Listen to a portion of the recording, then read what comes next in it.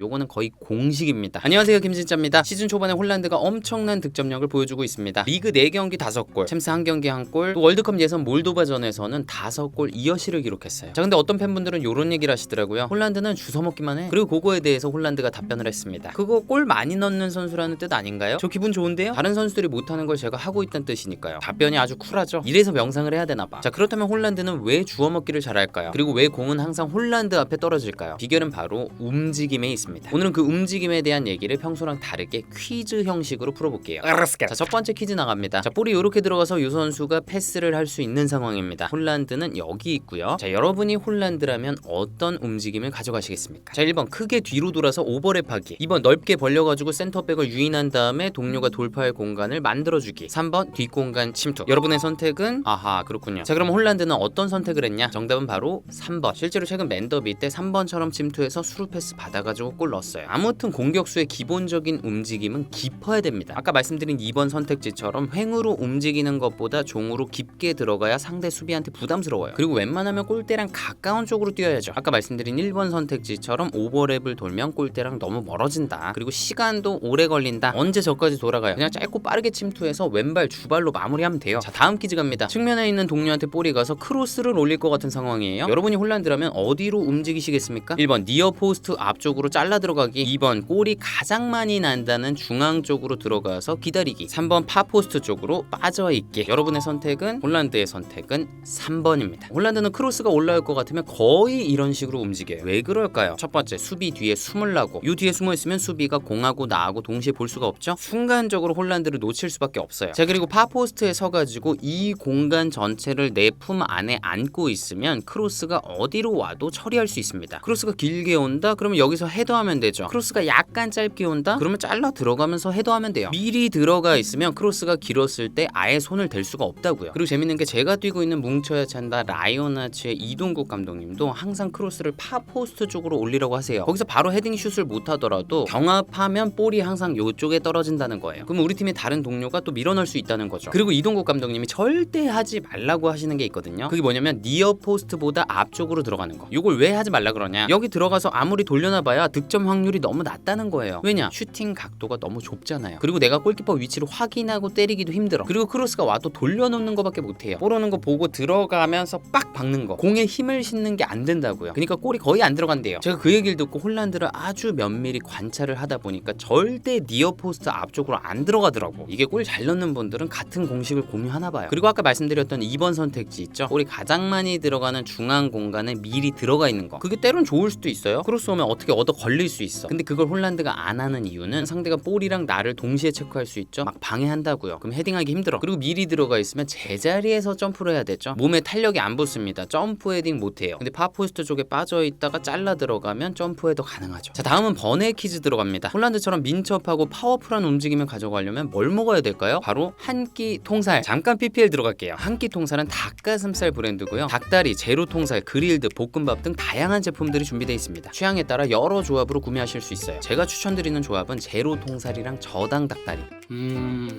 전혀 안 뻑뻑해. 너무 부드러워.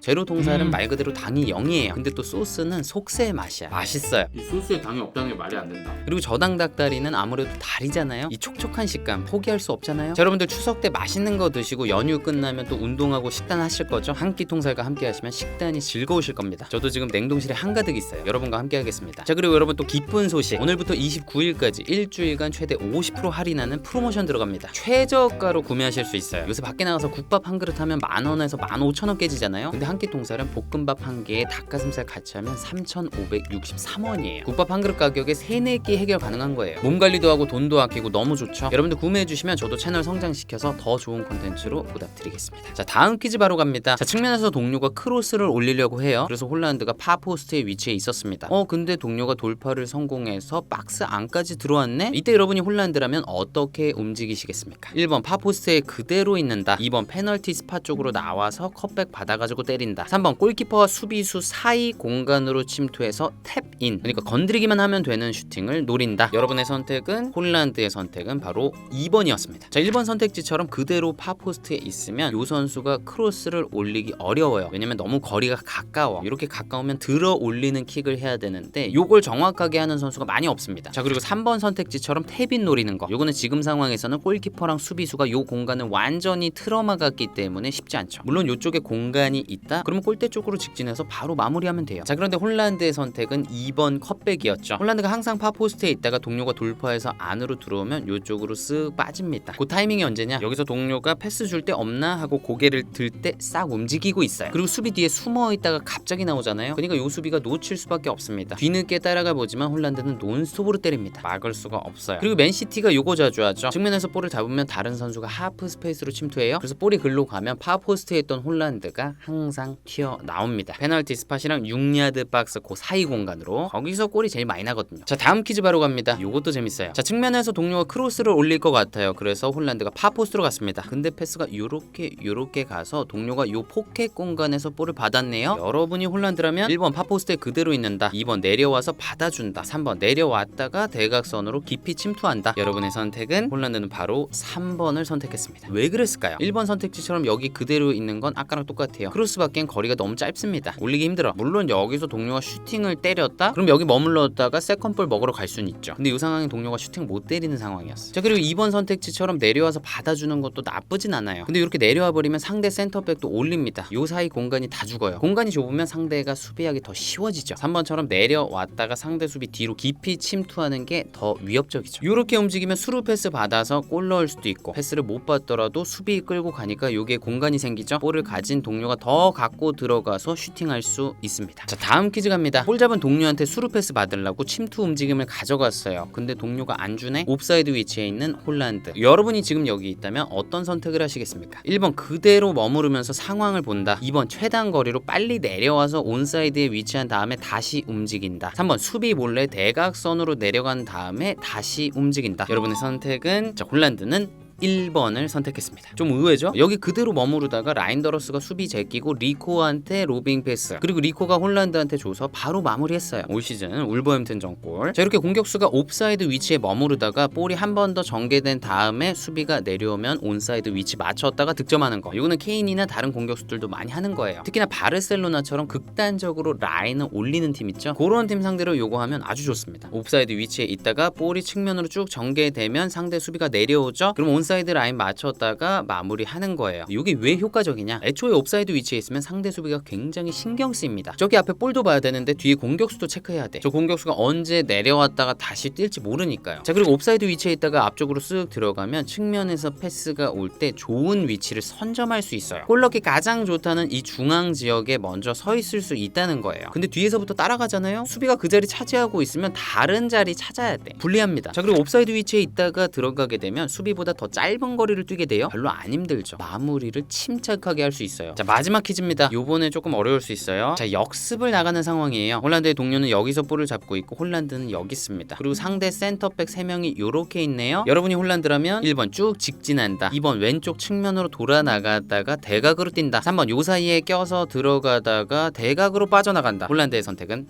3번입니다. 자, 왜 그러냐? 자, 1번 선택지처럼 쭉 직진한다? 그러면 상대 센터백도 그냥 쳐질 거예요. 패스 받기가 힘듭니다. 자, 그리고 2번 선택지처럼 왼쪽 측면으로 돌아 나갔다가 대각으로 뛴다? 이게 힘든 게 측면으로 돌아 나가면 상대가 좁혀가지고 요 사이 패스 못 들어가게 막을 거예요. 그러면 어쩔 수 없이 요 측면에서 발밑에 받을 수밖에 없습니다. 근데 굳이 측면으로 나갈 필요가 있을까요? 중앙을 공략할 수 있으면 중앙 공략해야죠. 자, 그리고 3번 선택지 요 사이에 껴서 들어가다가 빠져나가는 거, 요게 홀란드의 선택이었습니다. 자, 방금 상황 보시면 홀란드가 공을 가진 선수랑 대각선으로 위치해 있다가 움직입니다. 이렇게 미리부터 대각으로 위치해 있으면 좋은 게 뭘까요? 일단 이쪽에 넓은 공간을 홀란드의 넓은 품 안에 안아놓을 수 있어요. 그러면 볼 가진 선수한테 아무튼 요쪽 공간에다가 넣어줘 라는 무언의 신호를 보낼 수도 있고, 그리고 볼이 이 안에 어디에 떨어지든 다 반응해서 잡을 수가 있어요. 만약에 이렇게 각도를 좁게 해서 얇게 서 있잖아요? 그러면 볼이 요 뒤쪽으로 갔을 때 못 잡습니다. 자, 그리고 대각으로 위치해 있으면 또 좋은 게 뭐냐? 홀란드 입장에서 공하고 수비수를 동시에 볼 수 있어요. 그러면 옵사이드 안 걸리게 속도랑 동선을 조절하면서 침투할 수 있죠. 요때 침투하는 타이밍이 중요해요. 저 앞에서부터 미리 침투하지 않고 최대한 골대랑 가까워질 때까지 따라만 갑니다. 그러다 결정타 날려야 될 때 센터백 튀어나오는 거 보고 침투 빡! 네, 오늘은 이렇게 홀란드의 움직임에 대해서 알아봤습니다. 어떻게 많이 맞추셨나요? 만약에 다 맞추셨다 그러면 얼른 짐을 싸세요. 유럽으로 가세요. 프로팀 입단 테스트를 보세요. 공격수 쪽으로. 자, 결론적으로 홀란드가 주워먹기의 달인인 이유가 뭐냐? 아주 논리적이고 합리적인 움직임을 가져가기 때문이다. 그리고 그 움직임을 정확한 타이밍에 가져가기 때문이다. 그리고 그것은 엄연한 실력이다. 그래서 홀란드가 일주일에 약 9억 원을 받는 것이다. 굉장히 부러운 것이다. 아무튼 주워먹기 아무나 하는 게 아닙니다. 공격수들 중에 이게 숟가락에 밥을 떠갖고 입 안에까지 넣어줘도 탁 하는 선수들 많다고요. 네, 오늘은 여기까지입니다. 저는 또 다음 축구 컨텐츠에서 뵙겠습니다. 감사합니다.